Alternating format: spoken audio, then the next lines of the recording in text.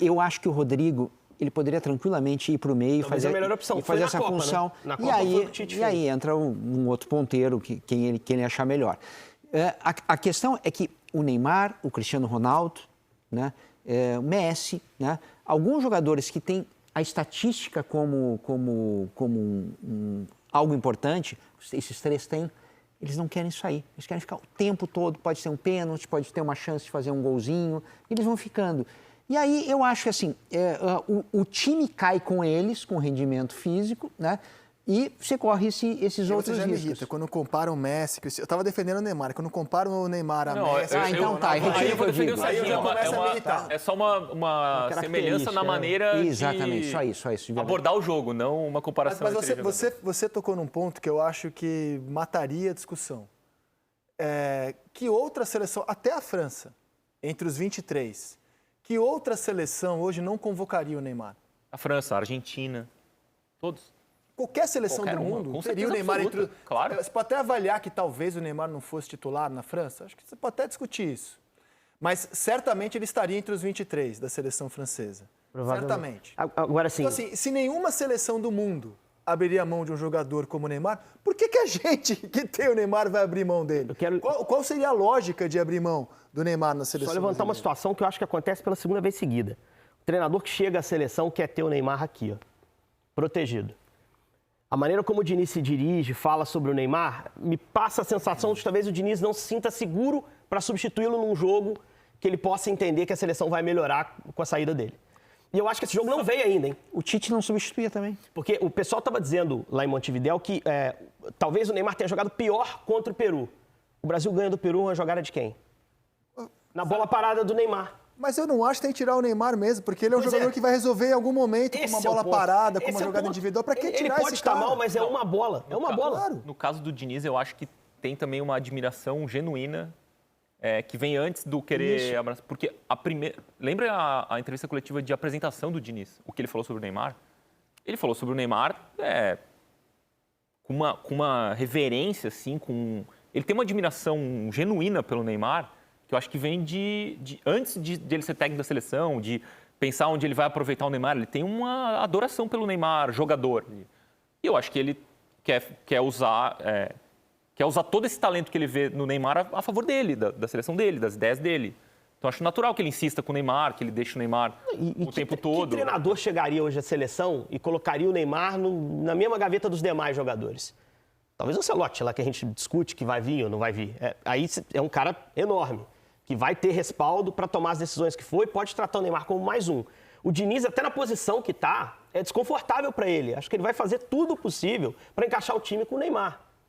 Esse é o ponto, assim. O Diniz não está na posição de entrar em rota de colisão com a principal referência do time. Eu acho a discussão em torno do Neymar sendo bem prático mesmo, porque eu acho que essa discussão tem que ser encarada de um jeito prático, sem paixões ou ódio pelo personagem. A discussão não é se ele é indispensável, porque hoje é meio óbvio, não tem nenhum jogador. E a pergunta da Ana foi retórica, vai. Foi retórica. A Ana estava sentado aqui, ela fez uma provocação. Fez pensar. Muito boa a provocação. Nós estamos aqui abraçando a discussão. Não. Nós estamos aqui abraçando a discussão. Eu estou apenas dando uma opinião de que a resposta é óbvia, de que sim, ele é indispensável nesse momento, por uma razão óbvia. Não tem ninguém hoje que jogue perto do que ele pode oferecer. Agora, partindo desse princípio de que, então, nem a seleção brasileira, nem nenhuma outra seleção hoje abriria a mão de um jogador como o Neymar, olhando de um jeito prático a discussão, eu acho que o papo é outro. Como a gente pode melhorar o Neymar nessa função de 10? Ele ser mais minimalista, ele soltar mais a bola, ele pensar o jogo de um outro jeito, talvez ele ainda jogue nessa função com a cabeça que ele tinha quando jogava pelo lado. E aí eu acho que nisso o Ancelotti é fundamental quando chegar, para lidar com o Neymar. Agora, é óbvio que tem que lidar com o Neymar, gente. Abrir mão do Neymar para quê? Não, você só tem que tratar ele como um jogador, não como o dono. Sim. Esse é um ponto É uma discussão tão velha, né? A gente está há 10 anos discutindo isso, né? Mas é preciso fazer isso, porque aí a gente olha o resto da seleção, nas eliminatórias mesmo, né? Puxa, o Rodrigo teve um pouco de brilho no primeiro jogo, né? e quem mais, sabe? Então, assim, ele ofusca o resto todo, né? E a gente precisa de um time. A gente precisa de um time, a gente não pode viver Você do acha que Neymar. é ele que ofusca ou o resto que não consegue jogar no mesmo nível As dele? duas coisas, porque o resto também respeita ele demais, no sentido de ficar procurando, às vezes, para onde é que está o Neymar para tocar a bola, né? Ele tem que ser o melhor jogador do time e não o dono do time. É uma diferença que às vezes pode parecer sutil, mas é fundamental para esse time andar. Esse time não está andando, esse é o problema. Não é, eu não estou avaliando o trabalho do Diniz, hein? Porque, na boa, 3 jogos, Claro, até, cada vez que eu ouço essa expressão, o trabalho do Diniz, eu fico rindo, assim, imagina a gente em 3 dias aqui na mesa, coisa e tal, ser avaliado, chama teu chefe, né, faz uma avaliação, olha, você não foi bem, mas como assim? Eu mal cheguei, eu O nem Diniz chega na entendi. metade hoje. Né? Hoje é a metade do trabalho do Diniz. É, É uma exato. amostragem muito pequena. Muito pequena, Agora, coisa o e tal. Diniz, eu não Já sei. vinha isso. A gente também parte da premissa que o Diniz vai melhorar o Neymar nessa posição de 10. Qual jogador o Diniz conseguiu aproveitar nessa posição de 10, fazendo o trabalho do Neymar Eu com não muito pa- sucesso? eu tenho muita fé que o Ancelotti possa fazê-lo. Porque o Ganso, por exemplo, que em algum momento foi o 10 do Fluminense do Diniz, ele não fazia o mesmo trabalho do Neymar. Ele baixava mais no campo, ele participava mais de alguns momentos de saída de bola. A posição que o Neymar joga é a posição mais delicada hoje de você conseguir produzir. Eu me lembro do Pedrinho, uma vez conversando comigo no camarim, Quem ele você acha falou, que são os melhores jogadores do mundo nessa posição? hoje nessa posição de 10, o cara por trás do ataque, Bellingham. Eu concordo. Faz o melhor trabalho. Concordo. E é jogador comandado pelo Ancelotti. Exatamente. O Ancelotti ele conseguiu arrancar o melhor do Kaká jogando nessa posição por trás dos 2 atacantes. Que é uma posição que o Neymar meio que faz, né? Porque na seleção brasileira você tem 2 pontas e um cara de frente. Mas o Diniz, eu não me lembro de um trabalho dele que ele tenha conseguido potencializar um 10 como é o Neymar hoje.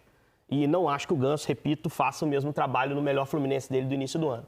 É um desafio para Com ele todo o também, respeito ao Diniz, de quem também sou muito admirador, o Ancelotti está muito mais habituado a trabalhar com esse nível de jogador do que o Diniz. Sim.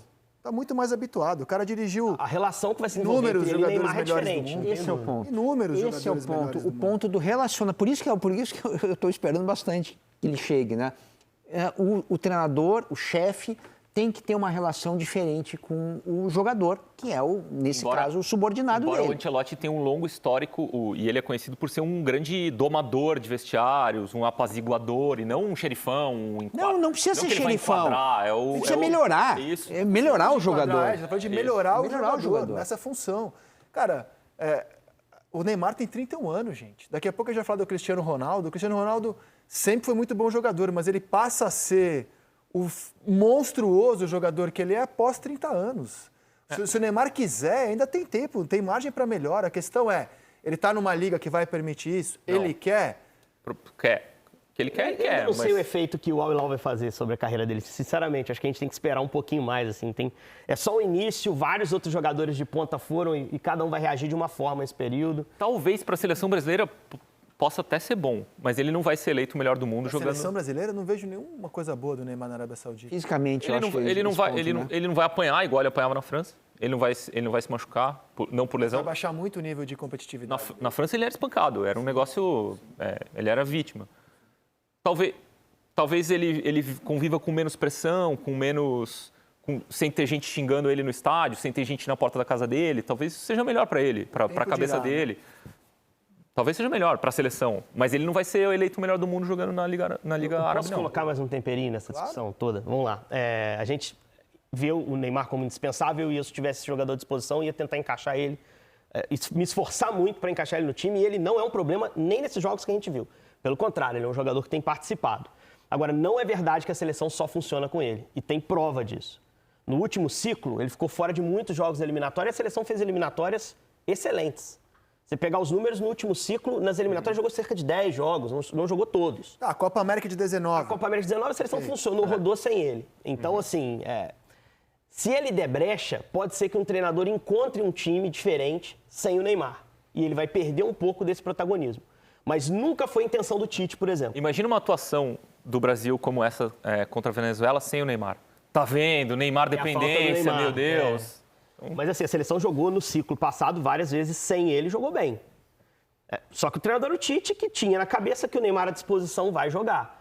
Eu não sei se o Diniz pode desenvolver uma ideia diferente, não consigo ver isso muito claramente nele. Não parece. Mas se chega o Ancelotti, por exemplo, opa, tem um outro caminho aqui que eu consigo fazer, não é que o Neymar está fora para sempre, mas ele também não vai ser sempre titular. Porque ele tem um lugar cativo na seleção. Né? Mesmo várias vezes ele tendo ficado fora e a seleção tendo jogado bem. Nunca se debateu profundamente, não, vamos dar sequência a esse time sem ele. Porque eu acho que esse time tem margem para evolução. E eu tenho falado isso, a gente está vivendo uma janela, um período entre Copas, que tem o Neymar na descendente e tem outros jogadores subindo de produção. As outras referências, fora o Neymar, são jovens, não são jogadores da geração dele. Então são meninos que vão crescer com o tempo. Eu só acho que a discussão talvez não seja como potencializar esse time para o Neymar, pensando na Copa, mas como produzir um modelo de jogo que favoreça o Vinícius Júnior. Que quando chegar lá na frente, ele é que vai ser o cara, não vai ser o Neymar. Eu acho que os debates são mais amplos, né? O Ancelotti hoje trabalha num clube que é pródigo em saber se renovar. Então, assim, o Casemiro, uma bandeira do Real Madrid, quer ir para o Manchester? Beleza, tá chegando o Tchouaméni, tudo certo. Modric e Kroos foram uma dupla histórica. Hoje Benzema. só joga um deles, o outro fica no banco hoje. Benzema foi embora, tá bom, vou arrumar um outro jeito de jogar. Não me parece ser o caso ainda do Neymar.